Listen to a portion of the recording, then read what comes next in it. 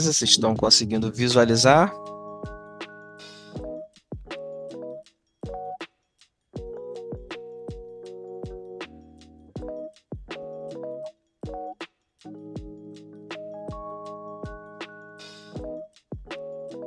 Perfeito. Então vamos iniciar, gente. Bom, qual é o objetivo, né, do nosso curso? É ter as noções básicas, né, do que vem a ser o ABAP, né? O ABAP Workbench são as ferramentas de desenvolvimento ABAP, tá? Então a gente vai abordar alguns aspectos técnicos da arquitetura do sistema, das partições de memória, onde os programas são executados, as sintaxes de comandos ABAP, que a gente precisa, né, para a gente escrever o código, entender o que são variáveis, as estruturas, tabelas internas, técnicas de modularização, desenvolvimento de programa, subrotina, módulo de função, né, falar objetos, né, que são usados na programação orientada a objetos, né, telas, dicionário de dados, né, tabelas, elementos, domínios, tudo isso a gente vai ver, tá? Objeto de autorização, ferramentas de análise, todo esse conteúdo é o que a gente vai abordar durante todo o nosso treinamento, tá? Então aqui é o nosso índice. E a gente começa entendendo, né, como está, onde está inserido a nossa caixinha de desenvolvimento dentro de um sistema que alguns, pelo que eu vi aí, já trabalharam, né, com SAP, como que users, outros já trabalham até mesmo como analistas, né? Então, como a gente está inserido dentro do RP como um todo, né? A gente sabe que a SAP é um sistema mundialmente conhecido, um sistema de gerenciamento, né? De integração de aplicações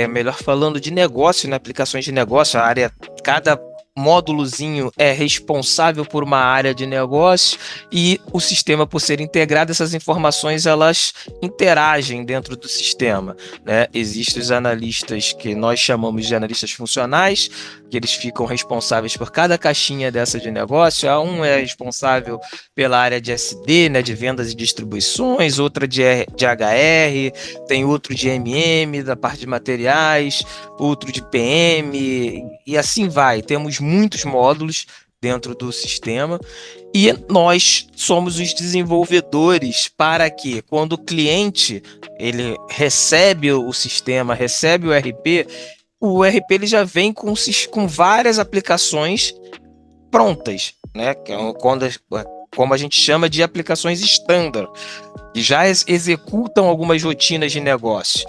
Porém, a gente interpreta da seguinte forma: se eu der o mesmo bebê, exemplo, né, para cada um de vocês, cada um tem uma forma de educar, então cada um tem uma metodologia de trabalhar com o seu negócio, embora tenha algumas atividades que são básicas, que todos vão fazer, botar fralda, amamentar e assim por diante. Porém, cada um vai ter metodologias para fazer isso. E quando o cliente enxerga que dentro das necessidades padrões do sistema, ele precisa de novas aplicações, de configurações,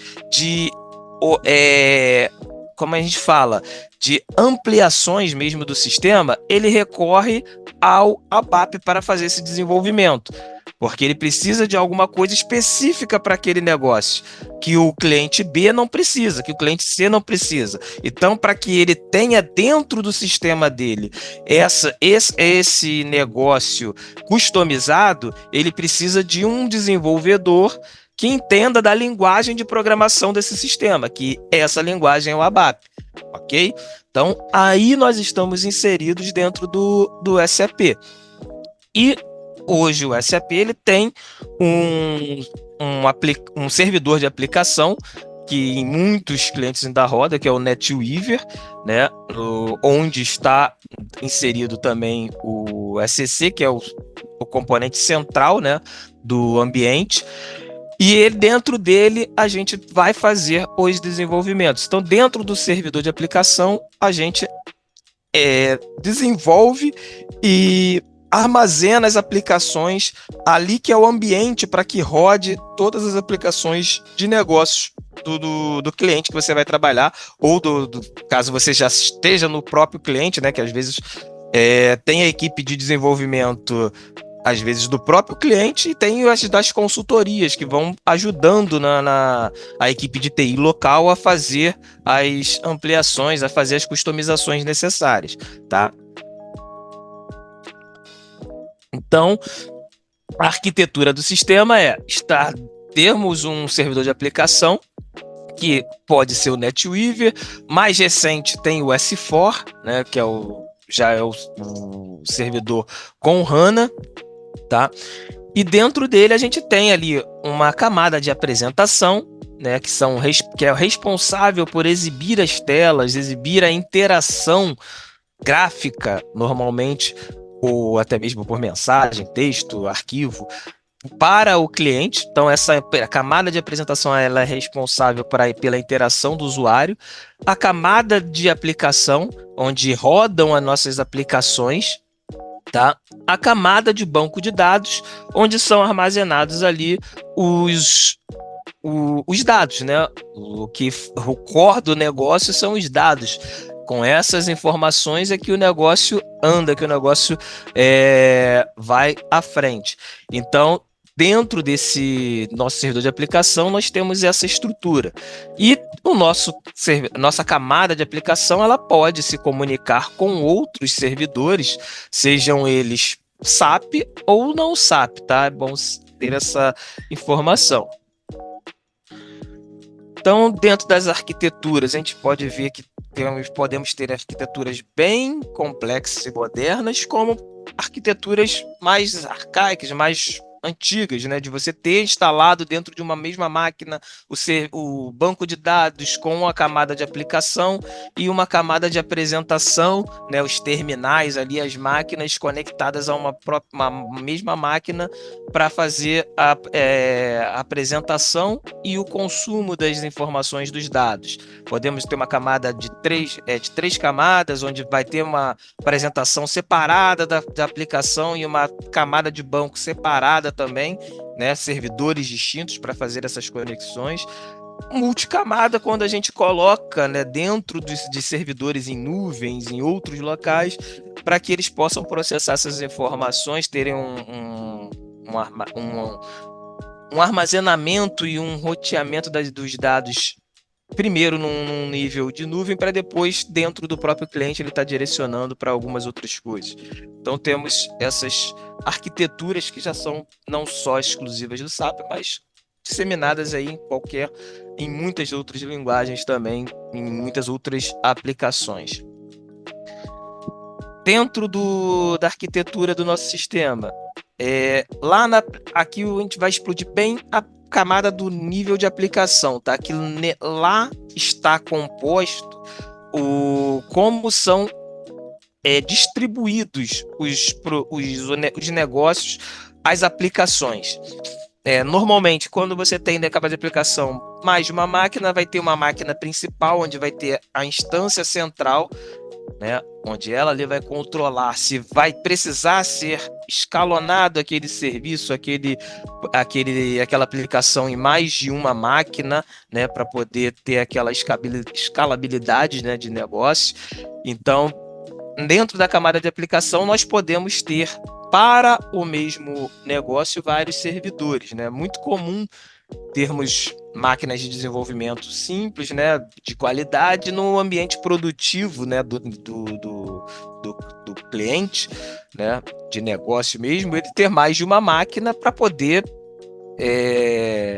ter uma infra que suporte aquele negócio, né? Caso uma caia, ele já tem outra rodando e aquele processo todo. Então, isso está mais na parte de infraestrutura. Quem é hoje, quando a gente está falando de infra, normalmente dentro do SAP a gente fala que é o profissional que é o Basis, tá?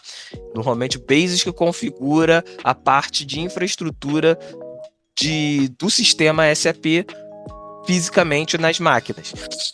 Tá? A gente só entende como é que foi feita a infra para poder, de repente, para algumas técnicas, distribuir e saber utilizar os recursos de execução de software, né? De fazer programas que processem paralelo, essas coisas assim.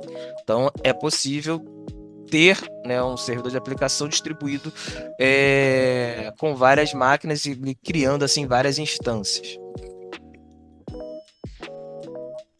Então, aqui nós vemos alguns exemplos de camadas de apresentação.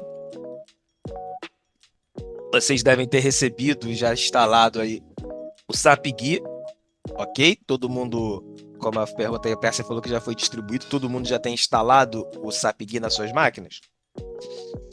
Então, esse é o ponto de acesso, né? Que o GUI é o Graphical User Interface, né? A sua interface de usuário gráfico. Então, é o ponto de acesso ao sistema. Com ele, você loga, né? Você usa o SAP Logon para fazer o uso do SAP-GUI e você ter ali a telinha de apresentação para a gente poder consumir as aplicações, as ferramentas de desenvolvimento do SAP. Então, você pode ter várias terminais SAP-GUI, né, para poder acessar, e pode também fazer o consumo de algumas aplicações via web, tá? Então, você pode acessar direto de um navegador quando você está construindo uma aplicação, por exemplo, WebGimpro, quando você SAP Spring Personas, que já não é tão latente hoje em dia, com o SAP Fiori, né, onde você pode desenvolver usando técnicas de desenvolvimento para web mais avançadas.